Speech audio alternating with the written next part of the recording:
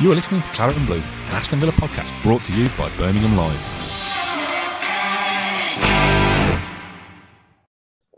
Hello, welcome back to the Claret and Blue podcast. My name is Dan Rowe, so I'm joined this morning by Pat Rowe. It's a bank holiday, but not for us. We're still here working, talking all things Aston Villa over our cornflakes this morning. I've got a cup of tea and me Claret and Blue mug. Look at that, it's terrible, isn't it? It's been in the dishwasher a few times. New logo on it. Yeah, that's true. Yeah, we've updated the logo since then. Pat, how are you this fine Thursday morning? Yeah, I was going to say, I don't know what bank holiday is. I don't think I've had one off since I've worked here. But yeah, I think I get the weekend off, so I'm just eager to get to that. But yeah, I'm fine. Nice day. Yeah, my family, my partner don't understand that we work bank holidays. It's like, what are you doing? What's the point? It's like bank holidays usually in the season, Easter Monday, there's football going on, isn't there, on bank holidays? Boxing Day. Boxing Day, stuff like that. But yeah, Queen's Jubilee, we're still working. Here we are. We're going to do half an hour of a few different AVFC topics this morning, and we are on a tight schedule, so let's crack on. We'll start with the Michael Beale stuff. Let's kind of address the elephant in the room. First of all, Pat, you wrote a story a few days ago saying that Beale was potentially not going to be interested in a move away from the Aston Villa assistant manager role. Yeah. A couple of days later, he's holding a QPR shirt, which is, these things happen. Brilliant. Thanks for that, Michael. Yeah. And I kind of want to almost pull rank here a little bit as the older of the two of us, the more experienced, in the fact that I've been here a couple of years more than you, and just say that these things happen. I'm not going to sit here and throw you under the bus and say that your information was bad or you were wrong or you made something up or it's clickbait or whatever. So I've seen some absolute nonsense thrown your way on Twitter, which I completely disagree with. Things change. At the time that you posted that was believed to be correct. Things change in football. Like, I've kind of feel like for people that are coming at you going, you were wrong, you made it up, I feel like you need to learn a bit more what the football industry is actually like rather than assuming information was wrong. It goes through editors and I have to show evidence of it. Yeah. So, but at the time, I mean, I got told the offers were on the table from Championship clubs. It was early last week. And as of that point in time, he wasn't interested in it. So went with it, took it to the powers above and they were happy for it. Probably should have undersold it a bit in a bit of naivety and inexperience. But yeah, things can change and they obviously have changed. But yeah, that's just one of those things, isn't it? Live and learn. There's nothing you can really do about it. We kind of aggregate news from elsewhere. We report pundits' quotes. We do opinion pieces. And every so often you'll hear from a source, either the subject directly or a family member or relative or an agent or whatever, and you run a story and things change. Yeah. Couple of examples that spring to my mind quickly before we move on. When I was doing the Villa View with Dan Bardell a few years ago, we were adamant that Jack Butland was coming to Aston Villa, and at the time that was correct, and it fell through. Nothing came of it, and he'll still get jokes to this day. Like, oh, where's Jack Butland? When's he signing? Things change in football. Player moves fall through and stuff. And the other one was Adebayor. I don't know whether you remember that from the year just before we got relegated. Told him not to, didn't he? He was at Bodymore Heath. He got pictures in the shirt, and just before he signed the contract, God had an intervention with him and said, "Don't sign here. The club's cursed or something," and it all falls through. And but at the time, people are suggesting Adebayor's going to sign, and they weren't wrong. It's just that the football landscape changes a lot quicker than you think. So, yeah, all that kind of caveat out the way. I'm not going to throw a young journalist under the bus. I don't even have to caveat it with the fact that you are young. Let's just not be abusive to people online. That should go for any age. But yeah, let's move on. He's gone now. He's held up the QPR shirt. He's a QPR boy, or he's a London boy, I think he said. Did you see that video like QPR did of him jangling the keys? Yeah, that was great. A nan out or something. Yeah, fan had to tweet QPR saying, "I'm not letting my nan out of this cage," and that meme that goes round until we sign Beale, and there's a video of him jangling some keys. Nice from QPR. Let's talk about the actual fact that he's gone. I mean, I said we're going to be for half an hour. We're 4 minutes in so far and haven't really said anything. Now, I don't really know if this is a big deal. I feel like I'm supposed to be annoyed about this, and that there's a bit of a meltdown on Twitter that this is the brains behind the operation leaving, and Aston Villa are in big trouble next year because Martinez has talked about Beale being speaks more than Gerrard, takes the coaching sessions, all these kind of things. I mean, that's every assistant manager, generally speaking. A lot of assistant managers do the bulk of the on the pitch stuff. Craig Shakespeare, Richard O'Kelly were Dean Smith's men to do that and be the kind of you've got manager and players, and the assistant manager kind of sits in between and is a go-between between the squad and the staff. So I don't think that's unusual for Beale to be this vocal character. I also think this isn't Martin O'Neill walking out 5 days before the season. Exactly. It's your assistant manager leaving 2 months to go.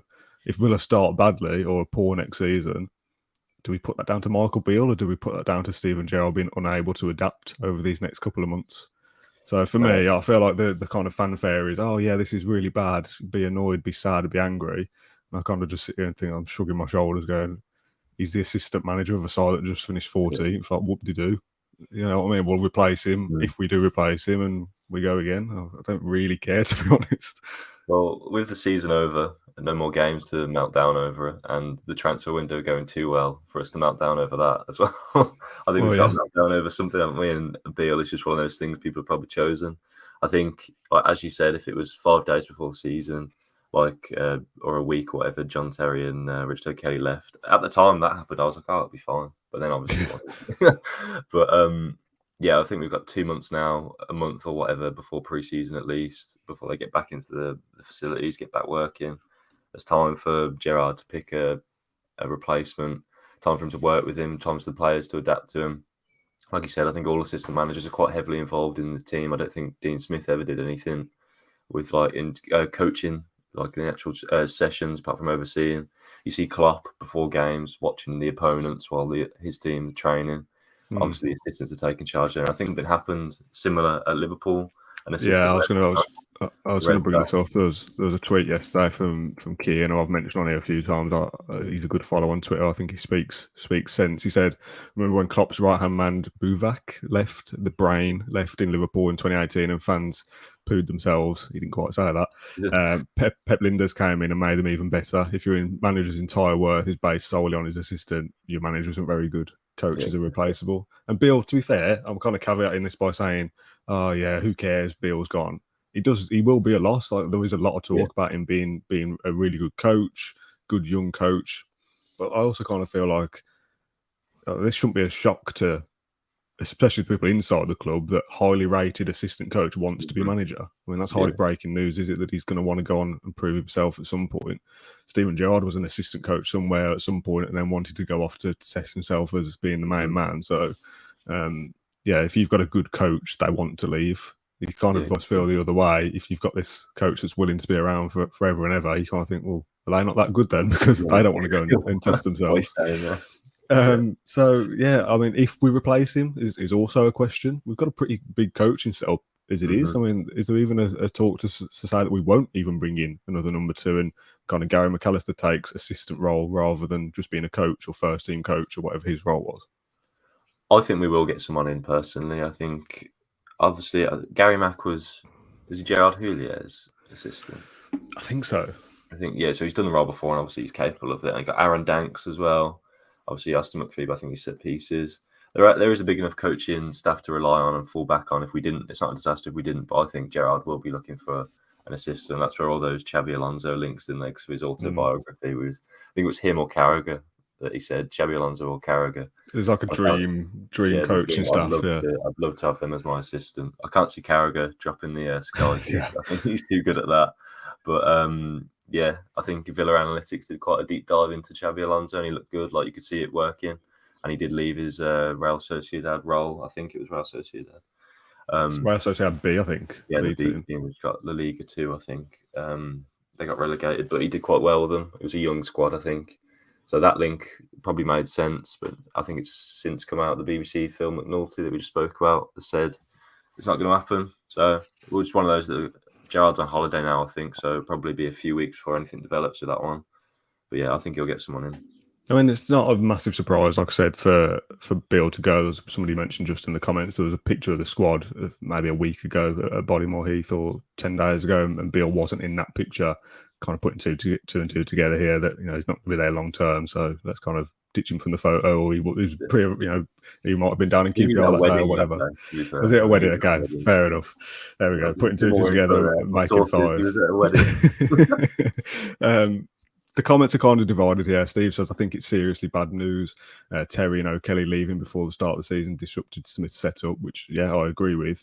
And then somebody else said, Andrew, at least Beale's gone now, not at the beginning of the season. Plenty of time to change things and players to get used to it. So, we'll wait and see. Like I said, if this was the season starting this weekend, I'd be thinking, oh, that doesn't bode well. We're scared.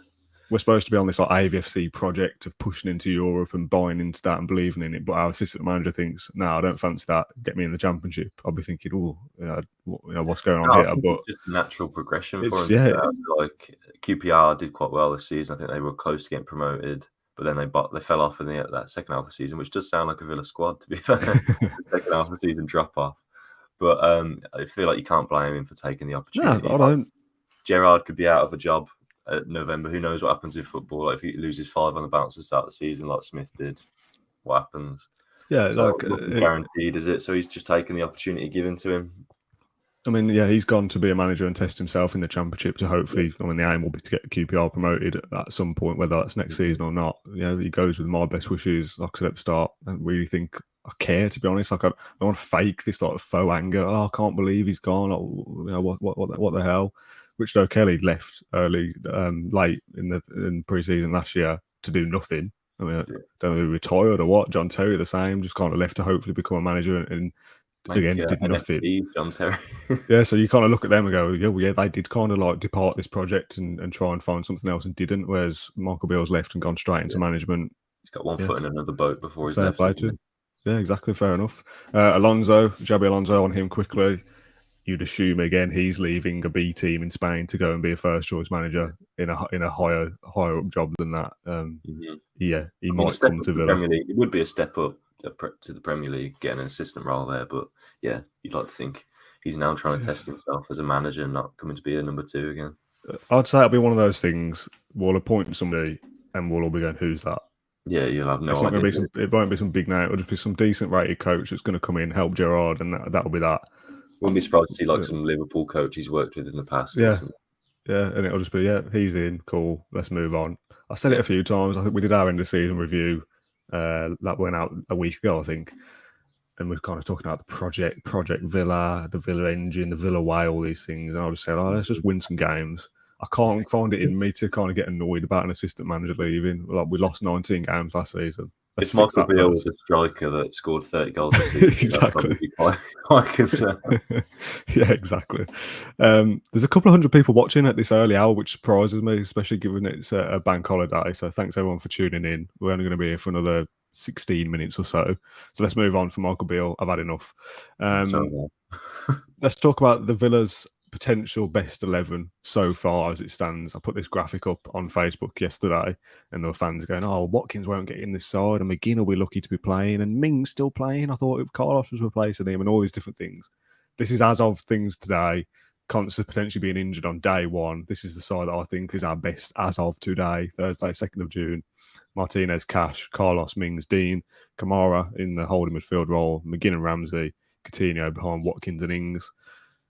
Now, I don't necessarily think that will be Villa's best team throughout the whole season because I still think we'll sign another 2 or 3 players that come in and start in that side. So give me your take on Villa's best 11 and what more business do you think we'll see? I'm probably in agreement with that. I think people are quick to say that, Carlos plays left centre-back, so he did for Sevilla, but he's right-footed. He's played at right centre-back for them. He even played in the centre of a back 3. So I think it's very feasible that he'll shift over to his stronger side and Mings will stay on the side might not be his captain, but he's still an experienced Premier League player, England international. So I think he's got a big case to keep his spot. The players we've been linked with, I know it's going around that we want a left-sided defender. Obviously, everyone thinks we're going to splash like 40 million on a left-footed centre-back now. But the links are Calvin Bassey, he's really good. I'd be happy with that signing. I'm not sure for 25 million though. But a lot of promise. But at the moment, he's probably more comfortable playing as a left back, or in terms of in possession, probably in the Premier League. But obviously, he played really well at centre back. But I think you need a bit more coaching there to be of the standard to play in the Premier League. And then the other one was Sergio Gomez, Anderlecht left back, 21, a young attacking left back.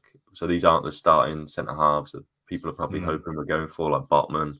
I can't remember any other ones. And Dicker, I think that was linked. Or maybe I just did that one myself, just as players we might start. Just made it up. Just making more rubbish up, mate.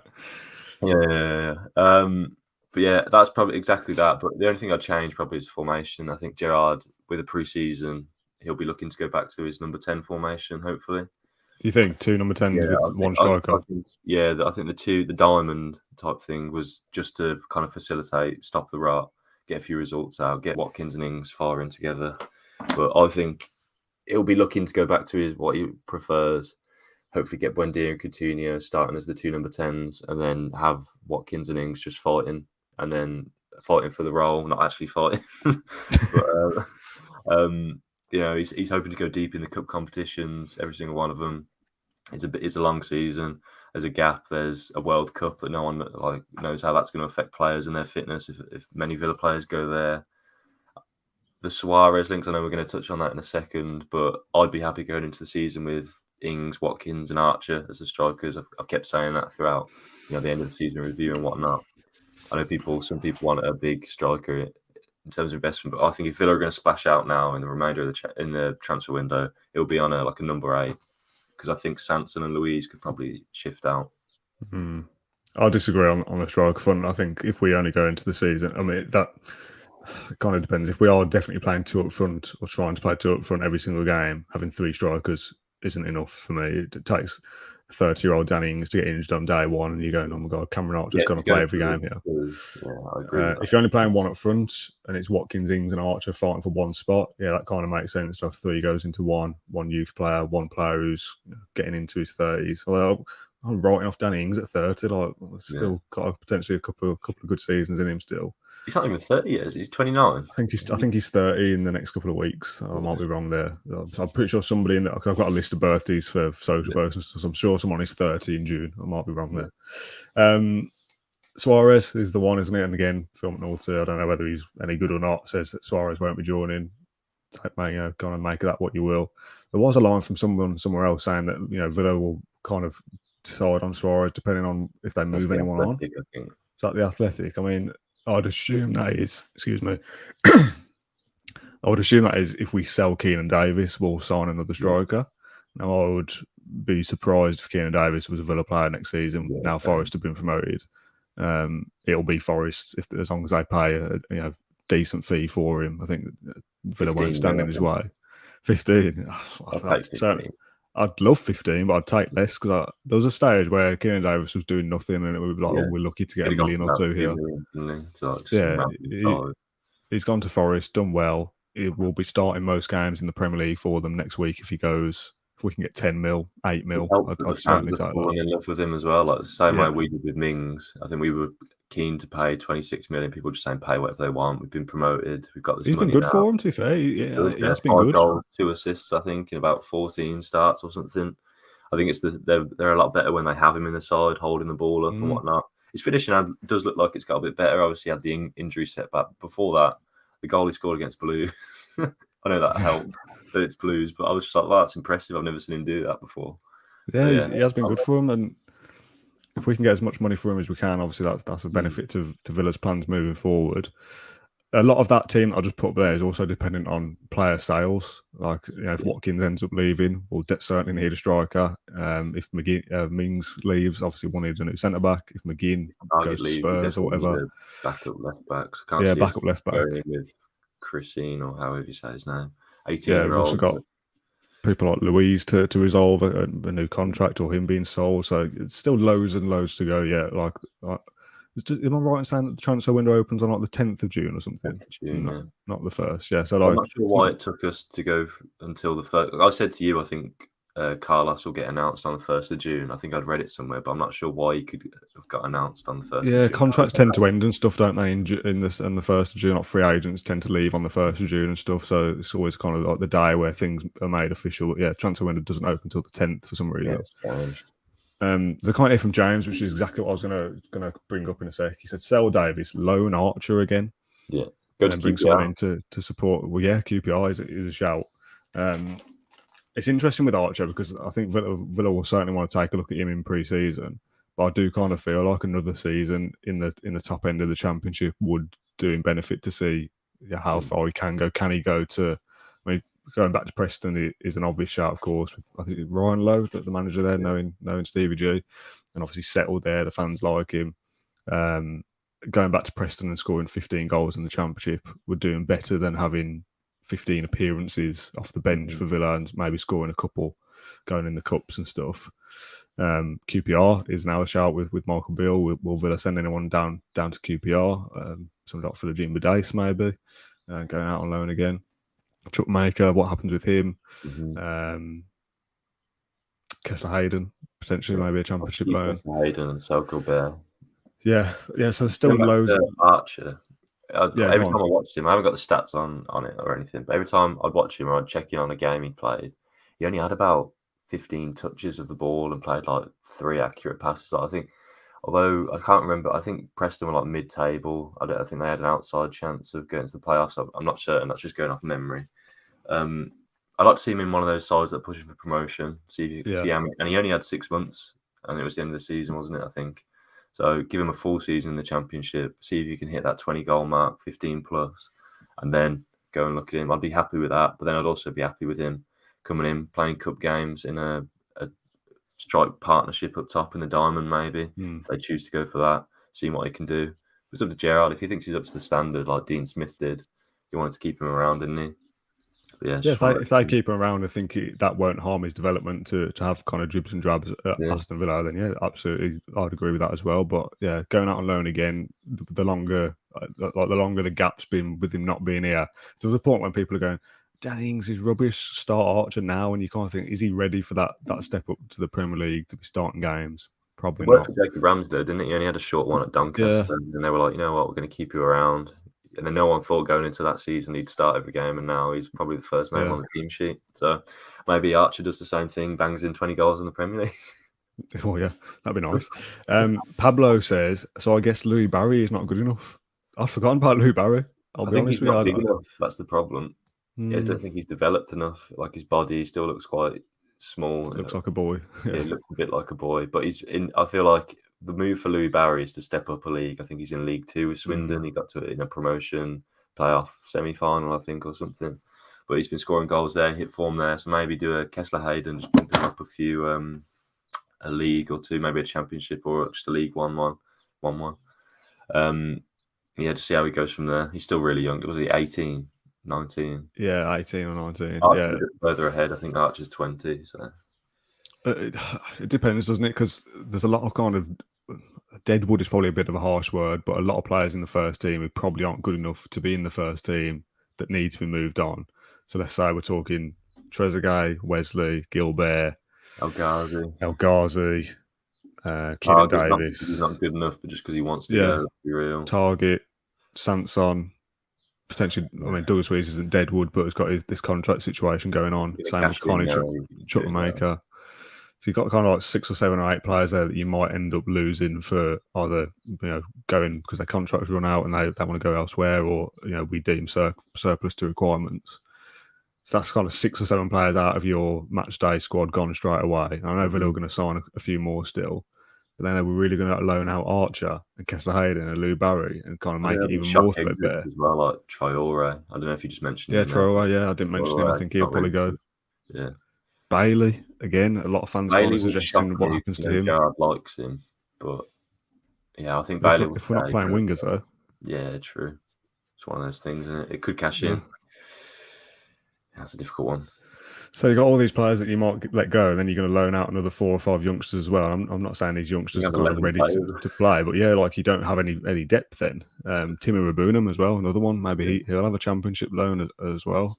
I also saw a report the other day that said Nakamba might get sold if we bring in another midfielder. So that really is gutting the entirety of the club. And if Villa then sign another 4 or 5 players that are better than those replacements, then you've got your squad depth back and better quality, and that's how building a squad goes. But you do kind of worry, like there's a lot of outgoings here, and we do need that. But it's nice to have that depth at the moment, even if. Although is it, as I'm saying, I'm thinking. I feel like I've read that we're only signing 3 more outfield players. Obviously, that's a left-sided defender, midfielder, and possibly a striker. But the depth that we're talking about shifting on about 3-4 midfielders. Yeah, a few like 2-3 defenders. Oh, Courtney Hawes, I think, will go as well. Just because I think we signed him to a new deal just to keep his value. I think he'll go to the Championship. But there's a lot of outgoings. It could be like 9 double figures for outgoings, and it probably forces your hand a bit more in the transfer window. I mean, we do need that. I was just about to say, like, I'm thinking about squad depth, and it's a shame that you lose these players. But then the flip side of that is, if we're needing to get something from a game, bringing Traore on isn't working. So what's the point of having him there? Do you know what I mean? Like, you might as well get rid of him and cash in and try something else. Especially when they don't fit the system. Well, yeah, exactly. Yeah, if we're not playing wide players, we've got 4 wingers that could leave just like that because they don't fit in. Wesley, another one. Yeah, Wesley. Yeah, could easily go. But who's gonna pay? Like we talked, I don't know whether we spoke about this on the end of season review or not, but there's a lot of like talk going around of, we've got all these players that we just listed, a few out on loan. Well, that's going to bring in Villa like 50, 60 million. I feel like the ones we just said, I feel like could equal 50. I feel like we've said like 9 or 10 outgoings there. If you average 5 million from them, I feel like you get 10 upwards, or between 10 and 15 for Traore, 15 for Davis. That's already pushing 25, 30. And then just like the little ones. I just don't think we'll get that much. I think it's more like 10 for Davis. Gilbert, you'll get 5 for. Definitely, he's been tearing up the. I don't know what his contract situation is. I think the French clubs don't have money, do they? That's true. Although he doesn't have to go to France as well. But I'm just thinking, like, if the French club make him permanent, but they don't have money. Conor Hourihane, someone says here, do we still have him? Did he go on loan? I think his contract up this season. I think his contract's done. Yeah. Yeah, I think he left on loan, but his contract's up this season, I think. Yeah. Target 15 million is probably your biggest earner. Keenan Davis second for 10. That's 25. I think Traore's contract probably keeps his value decently high. I think Traore, you're talking like 8 mil maybe. So that's like 23. I'm thinking like double figures at the very least. Yeah. He was good last season for us. Yeah, he's all right. But people talking about El Ghazi, you get like 7, 8, 10 million. It's like he's barely played for on his last season of his contract. I don't think you get that for him. Yeah, he's barely played for Everton. Trezeguet as well. Like again, he's gone out on loan and done well. Is it Turkey that he went to? Yeah. But are they going to come in and make his loan permanent and be paying like 10 mil? I've been people saying for Trezeguet. It's just not going to happen, is it? If it does, I'll be delighted. Yeah. I think you're going to let go of these players just to get rid of them off the wage bill and being around the squad and stuff. Just going like, 2 mil for Trezeguet. Let's just move him on, get him gone, done, and just make it an easy sale. I think we'll see a lot of that, to be honest. Maybe we'll dip into the free agent market again. Get Ericsson, some players like that. He'll go somewhere better than us, I think. But yeah, I think that's pretty much it. I said we were going to do till 9:30, but we haven't quite done half an hour. The Suarez thing, well, I think we briefly touched on it. I would still have Suarez. I think it's not quite the same level as the Coutinho when we're kind of going, who do we think we are to turn down somebody of that quality? Because finishing ability, yes, like he's still got it. I just wonder how he fits into a system that requires to be a bit, pressing and the movement, whether he's still got that to his game. But I mean, Simeone's sides are ultra fit, so if he's still got that side of it and he slots in and scores 15 goals for Villa, that's a great move. Part of me is a little bit like the personality side of it. I know Gerrard likes him and raved about him in his book when I read that. Like the personality side, like the biting incidents and the racism stuff and all that kind of thing, kind of ties it to go. What are we linked with these players? Basuma again, the same kind of ilk, that court case hanging over him. Part of me thinks let's just not touch that. Avoid it. That's my opinion as well. There is that issue, and then there's the obvious issue of I probably would like to see Archie get those 10 minutes off the bench if we're giving him out. To be honest, I think Suarez can do a job in terms of his finishing. He probably would score goals, but in every other aspect of his game, I think he's just a massive luxury player. And if Villa were a really good side and we'd finished really strong last season, I think, we probably couldn't afford a luxury 35-year-old that can just bang in like 8 goals a season. But I don't know. No one knows what Villa are going to be like next season. It could be a bit of a disaster, to be honest, if we did go for him. So yeah, I'm happy for us to avoid that. I'd also be happy for us to avoid the Basuma transfer, definitely.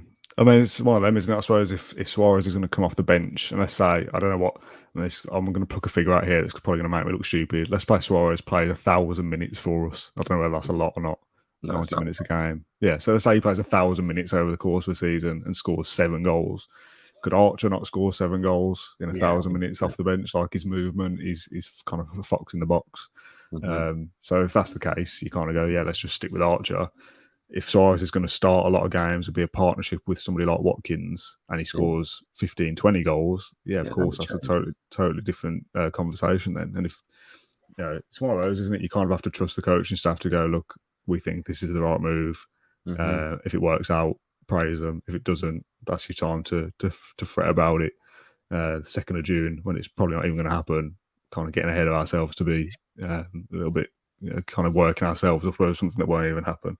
I think that's pretty much it, though. Like I said, for our little morning show, our little breakfast club, Claret and Blue podcast. Bale, another one. I mean, it's just Tony Cascarino chatting rubbish on TalkSport, isn't it? Just going, Bale should go to somebody like Villa. He said Newcastle Villa. I mean, to be fair, free agent makes sense with the Bale would want to come to the Premier League. I'm not sure he comes to us, but his wages would be not even massive. They'd be like 300 grand a week, I think. Yeah, he was on 550 grand at Real Madrid. He's not going to get that. But, I mean, I signed Gareth Bale on Football Manager and it didn't work well. So I think across 11 or 12. I think it was 14 starts. He got 11 goals for Spurs. I remember watching him for Spurs and thinking, he's not really setting it alight. But I think he hit form towards the end of the season. I think he might have scored like a hat trick or something. Got a few in the last few games. But whether he can play at the level, he'd probably be quite keen to get some like fitness like he did at Spurs because of the World Cup coming and whatnot. But those things in it. I don't think he'll come to Villa. Not for me. He'll be at the Belfry more than he'll be at Bodymore. The last thing I wanted to plug very quickly, I know we have got to crack on. Let's just play this clip from the end of the season review as a plug for that. I thought just because he's one of the senior members of the squad, that he just gets a bit more stick if something goes wrong. It's the same with Mings. I thought with Mings, there's a genuine argument to make that he's probably our 3rd most consistent player this season. But he gets pelters. Like, I didn't think the mistake, not the mistake against Liverpool where he sort of tried to clear it's gone under his studs. I was like, that's not a mistake, it's just unlucky. Like, it's fell perfectly to Joel Matip or whatever it was. I feel like they're just 2 players on our side that just get pelters for no reason. Like, it just goes to them. It's like the scapegoat. I'd give him a 7. I thought he was solid. I thought there's games where he's had to fill in at CDM for no reason. He's been restricted. Midfield has obviously been the main issue. But I thought he's been quality. Not quality, actually, take that out.